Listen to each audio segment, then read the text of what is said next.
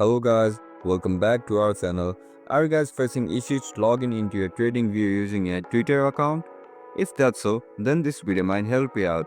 Without further ado, let's get started. First of all, open TradingView on your laptop device.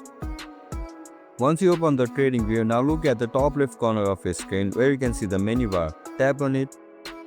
Now click on sign in. Now click on sign in with browser.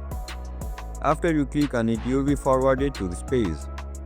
Over here, you need to select Twitter. Once you click on Twitter, now tap on sign in. Now click on authorize app. After tapping on it, now click on grant access. Now click on open TradingView. And that's it guys, that's how you can sign in into TradingView using a Twitter account. If you guys found this video helpful, don't forget to like, share and subscribe to our channel. See you in the next one. Bye bye.